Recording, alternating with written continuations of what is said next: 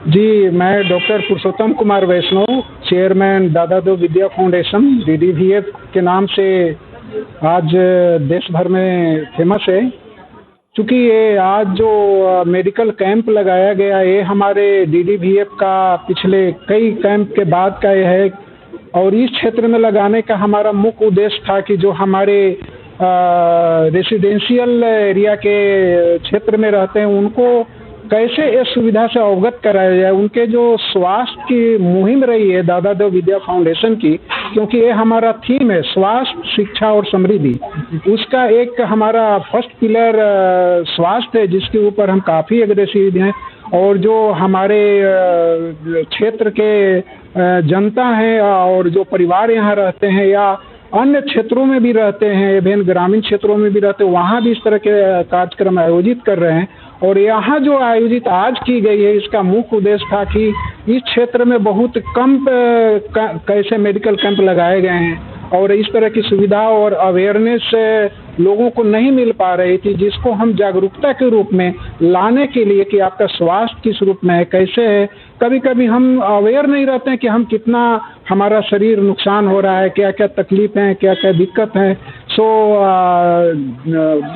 भगत hospital private limited के जो chairman है भगत जी, उनके साथ भी हमारा पिछले 10 से 12 सालों से अच्छी दोस्ती रही है।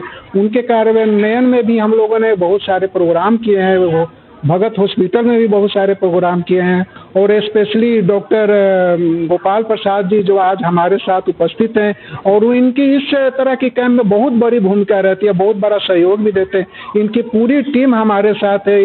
इस टीम को डॉक्टर गोपाल जी को भी मैं बहुत बहुत धन्यवाद दूंगा और बहुत बहुत आभारी रहूंगा कि दादा देव विद्या फाउंडेशन के सपोर्ट में इस तरह से अपनी सेवा दे रहे हैं। सर, डीडीवीएफ जैसे कि आज आपने बताया स्वास्थ्य के क्षेत्र में आगे एक संस्था जा रही है, तो इसके अलावा और क्या क्या वो जनहित के कार्य कर रही है, वो भी थोड़ा सा दर्शकों को बताएं। जी, स्वास्थ्य के अलावे कैरियर ओरिएंटेशन के भी प्रोग्राम करा रहे हैं, जिसमें हम ये सोचते हैं कि बच्चा जन्म लेता है और उसके बाद उसकी कैरियर कहाँ से शुरू होगी और कहाँ उसका कंप्लीट होगा कि वो अपने पैर पर खड़ा हो जाएगा, वहाँ से हम शुरू करते हैं। कोशिश दादा देव विद्या फाउंडेशन की है कि जब बच्चा जन्म लेता है तो टेक्निकली कैसे अर्निंग अपना शुरू करेगा। हम ये नहीं सोचेंगे कि 5 साल का हुआ या 10 साल का हुआ या 15 साल का हुआ या 20 साल का हुआ या वो एडल्ट हो गया।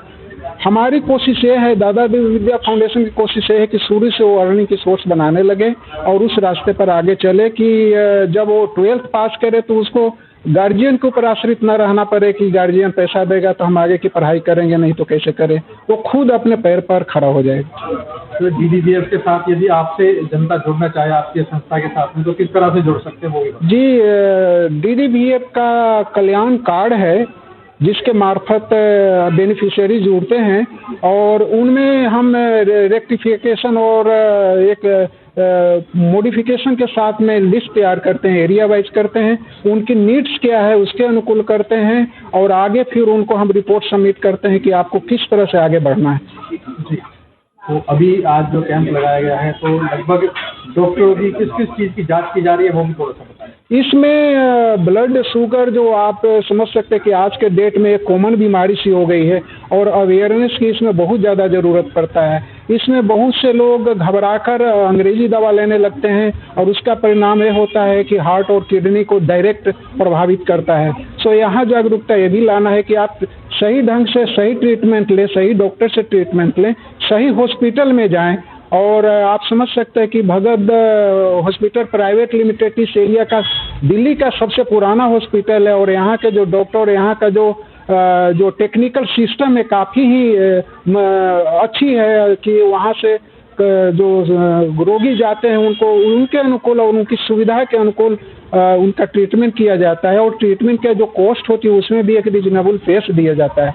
आज भी जो मेडिकल कैंप में जो सुविधाएं चेकअप हो रही है, इसके अलावे भी किसी पेशेंट को अन्य सुविधाओं की ज़रूरत है तो वहाँ बहुत ही इजी वे में आपको बहुत ज़्यादा भागदौड़ नहीं करना पड़ेगा। वहाँ एक बहुत मजबूत सिस्टम बना हुआ है जो डीडीवीएफ के रिकमेंडेशन से वहाँ के पूरी क्लिनिकल टीम इसमें काम करती है। बहुत बहुत धन्यवाद। मैं एक्स वारंट अफसर अभय कुमार मिश्रा हूँ और यहाँ पर मैं एक दादा देव विद्या फाउंडेशन के तत्वावधान ये जो हेल्थ चेकअप हुआ है, इसमें मैं आकर के अपना हेल्थ चेकअप कराया। ये बहुत ही बेनिफिशियल मुझे लगा। इसमें ब्लड शुगर का भी टेस्ट हो गया, बीपी का और आई टेस्ट भी हुआ है, जिससे जो है व्यक्तिगत रूप से मैं अपने को काफ़ी लाभान्वित महसूस कर रहा हूँ। मुझे आई टेस्ट जो हुआ है उसको जा कर के मैं भगत चंद्रा हॉस्पिटल में आई स्पेशलिस्ट से दिखाऊंगा और चश्मा लूँगा। अगर मैं नहीं दिखाता तो हो सकता था कि मेरा आई साइट और डाउन हो जाता। इसलिए इस तरह का कैंप लगना जो है यहाँ के जनरल पब्लिक के लिए बहुत ही फ़ायदेमंद सिद्ध होगा।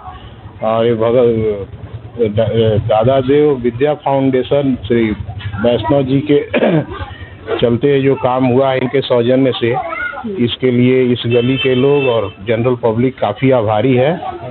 अब मैं इस तरह के कैंप के लिए जो है मैं इनसे कहूँगा कि हमेशा लगता रहे और मेरी शुभकामना है कि इस तरह का काम होता रहे आगे की बात में। धन्यवाद। देखिए, मेरा नाम गोपाल प्रसाद भगत चंद्रा हॉस्पिटल से हूँ और यहाँ पे बीपी, शुगर, ईसीजी, आँखों का जांच किया जा रहा है, जिसमें सबसे ज़्यादा बीमारी बीपी और शुगर का निकल रहा है। जो ये दिल्ली में बहुत ज़्यादा ही ये प्रभाव है कि बीपी और शुगर चल रहा है। क्या कुछ आप सलाह देना चाहेंगे लोगों को जो आपको देख रहे हैं कि अगर बीपी और शुगर से बचना है तो किस तरह की सावधानी उन्हें बरतनी चाहिए? देखिए, सबसे पहले तो खाने पीने पे ध्यान रखना है। जैसे जिसको शुगर हो गया है उसको आलू, चावल, मीठा, राजमा नहीं खाना है, दूध में टोन पीना है और मॉर्निंग वॉक करना है 4 से 5 राउंड, माने 5 किलोमीटर का अगर डेली मॉर्निंग वॉक करे तो उससे बहुत ज़्यादा फायदा होगा। रही बात ब्लड प्रेशर का, तो उसमें हम मसाला, तेल मसाला बिल्कुल बंद कर दीजिए। हरी सब्जी, भुंजिया टाइप का खाइए, आपका एक बीपी ठीक हो जाएगा। और ज़्यादा अगर है तो सेंधा नमक पे चले जाइए आप। हाँ।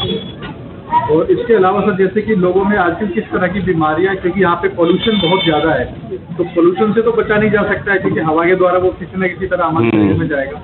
तो बीपी शुगर से लड़ने के लिए इसके अलावा क्या कुछ किया जाता है? देखिए, मास्क लगाना बहुत ज़रूरी है। ये दिल्ली में प्रदूषण कभी ख़त्म नहीं होगा जिस तरह का यहाँ व्यवस्था है। आप ज़्यादा से ज़्यादा मास्क लगाइए और उससे बचिए। खाने पीने का पूरा ध्यान रखिए, बाहर का सामान नहीं खाइए, घर में बने वो चीज़ खाइए। क्योंकि जो भी उपज हो रही है यहाँ पे सब जो खाद्य पदार्थ का बना हुआ है। बहुत बहुत धन्यवाद सर आपके पास। Thank you.